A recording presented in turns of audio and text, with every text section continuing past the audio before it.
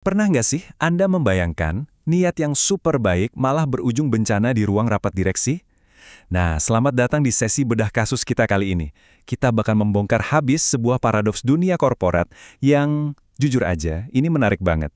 Kasus yang kita bahas hari ini bukan cuma soal hitung-hitungan bisnis ya, tapi soal gimana sebuah ideologi besar mencoba bertahan hidup di kejamnya pasar modal. Yuk kita mulai. Oke, coba bayangin situasi yang super kontradiktif ini. Ada Emmanuel Faber, mantan CEO Danone. Beliau ini benar-benar dipuja-puja sama berbagai NGO, dirayakan sama aktivis lingkungan, dan pastinya dicintai banget sama karyawannya karena visinya soal bisnis yang berkelanjutan. Tapi tahu nggak ujungnya gimana? Ironis banget, beliau justru dipecat, didepak oleh pemegang sahamnya sendiri. Maksud saya, gimana ceritanya coba? CEO yang paling hijau dan peduli lingkungan di dunia malah dipecat sama perusahaannya sendiri. Jawabannya ada pada pergeseran waktu yang sangat-sangat cepat. Di tahun 2020, Danone itu mencetak sejarah. Mereka jadi pionir keberlanjutan. Keren banget kan? Tapi tunggu dulu. Maju beberapa bulan saja ke akhir 2020, fondasi mereka mulai goyah. Margin laba stagnan, dan yang paling parah, harga saham mereka tertinggal jauh dari saingan beratnya, kayak Nestle dan Unilever. Puncaknya di Maret 2021 terjadi pemberontakan besar dari Dewan Direksi. Bayangkan, dari puncak kejayaan sampai akhirnya sang CEO dilengsarkan, jeda waktunya tuh singkat banget. Nah, buat benar-benar memahami kenapa strategi ini bisa gagal total, kita punya 5 agenda pembahasan hari ini.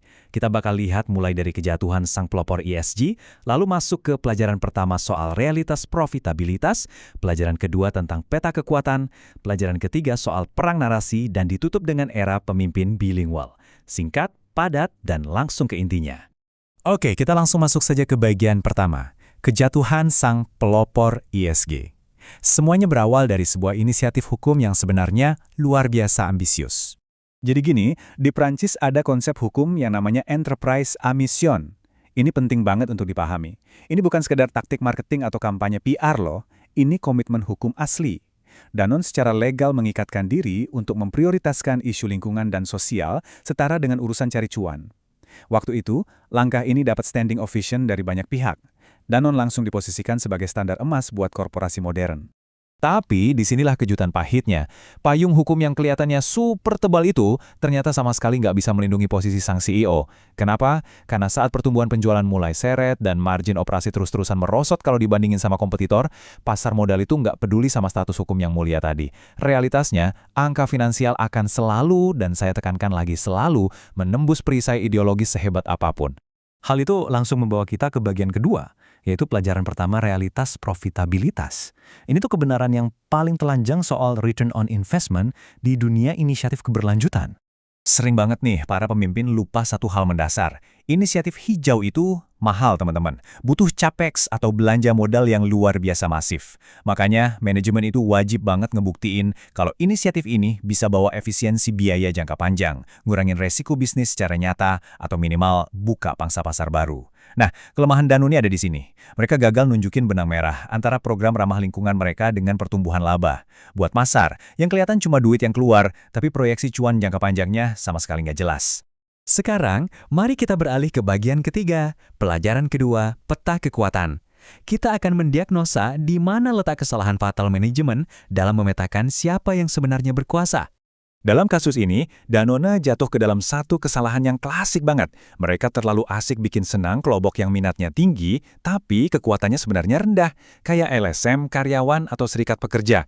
Ya jelas, dapat tepuk tangan dari mereka itu rasanya bikin hati tenang banget.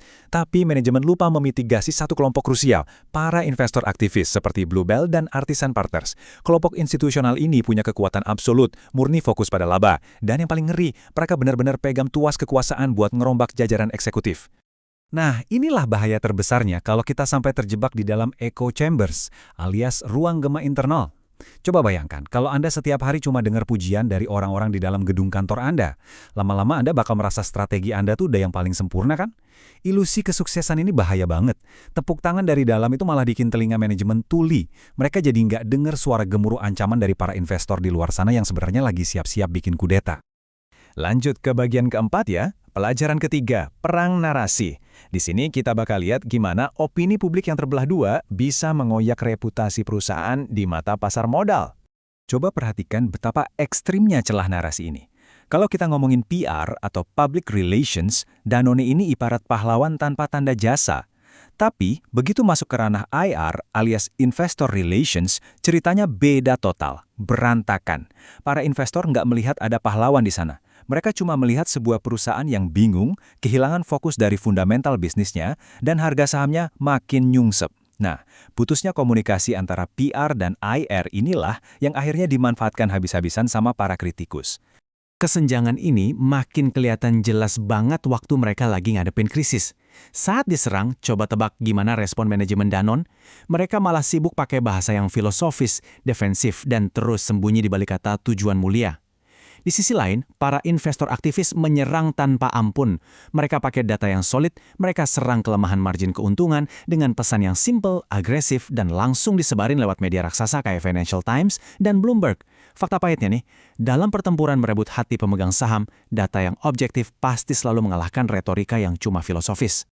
Setelah melakukan otopsi korporat ini, kita sampai di bagian kelima, era pemimpin bilingual.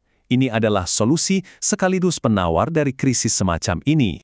Zaman sekarang tuntutannya tuh udah super jelas. Menjadi eksekutif modern itu artinya Anda wajib fasih dalam dua bahasa yang sangat berbeda. Di satu sisi, Anda harus jago bikin publik terinspirasi pakai bahasa dampak sosial dan keberlanjutan. Tapi, di saat yang bersamaan, pas disuruh ngadep ke investor, Anda nggak boleh gagap ngomongin soal margin laba, efisiensi operasional, dan profit. Kalau Anda cuma lantang ngomongin lingkungan, tapi tiba-tiba diam pas ditanya soal keuntungan finansial, wah, itu sih bener-bener resep jitu untuk menghancurkan karir. Jadi, kalau cuma boleh ada satu aja pesan yang Anda bawa pulang untuk perusahaan Anda hari ini, tolong ingat ini baik-baik. Kita melakukan ESG justru untuk mengamankan dan meningkatkan keuntungan perusahaan di masa depan. Kutipan ini bukan sekedar basa-basi ya. Ini adalah strategi solid yang menjembatani maunya publik dan tuntutannya investor. Pemimpin yang hebat harus bisa memastikan kedua pihak paham bahwa inisiatif hijau dan profitabilitas itu ya sebenarnya dua sisi dari koin yang sama.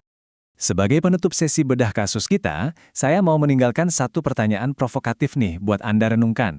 Melihat kasus Danone tadi, di mana niat yang super baik bisa hancur berantakan karena salah komunikasi ke pasar, menurut Anda pribadi, pilar mana sih yang paling menantang buat diseimbangkan di dunia nyata? Apakah urusan ESG-nya, manajemen stakeholder-nya, atau malah komunikasi korporatnya? Coba deh jadikan pertanyaan ini sebagai bahan diskusi di meeting Anda selanjutnya. Terima kasih banyak udah mengikuti pembahasan mendalam ini, dan teruslah belajar.